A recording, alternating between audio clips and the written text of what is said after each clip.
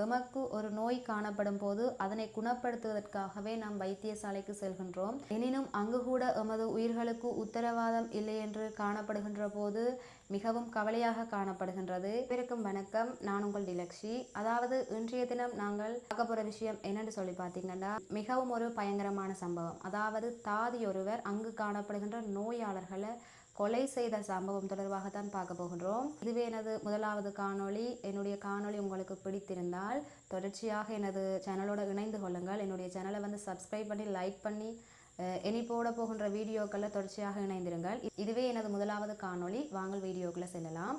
அதாவது ஜெர்மனி நாட்டில் ஊர்சலன் என்ற பகுதியில் மிகவும் பிரபலமான வைத்தியசாலை ஒன்று காணப்படுகிறது. அந்த வைத்தியசாலையில தான் இந்த சம்பவம் இடம்பெற்றிருக்கின்றது.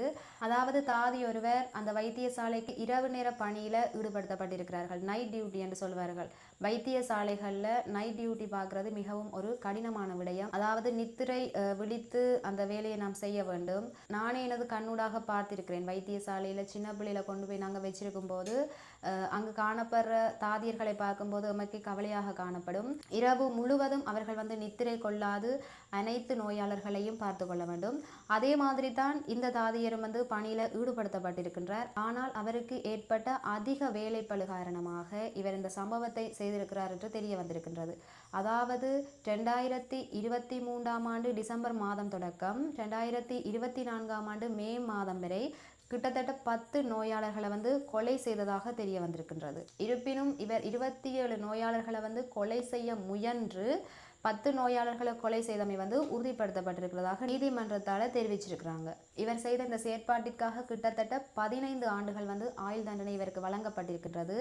அது மட்டுமல்லாது ஏற்கனவே இந்த வைத்தியசாலையில் கொலை செய்யப்பட்ட நோயாளர்களுடைய உடற்கூறாய்வு பரிசோதனையினுடைய முடிவுகளை மீண்டும் மறுபரிசீலனை செய்து தாதியர் மேலும் எத்தனை கொலைகளை செய்திருக்கிறார் என்பதை உறுதிப்படுத்திய பின்னர் நீதிமன்றத்தால் மீண்டும் இவர் மீது வழக்கு தொடரப்படும் எனவும் தெரிய வந்துள்ளது.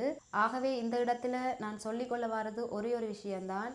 அதாவது எங்களுக்கு என்ன பிரச்சனை காணப்படுகின்றதோ அதை உரிய தரப்பினர்களிடம் உரிய நேரத்தில் நாம் கூறும்போது அனைத்து பிரச்சனைகளையும் நாம் தவிர்த்து கொள்ள முடியும்.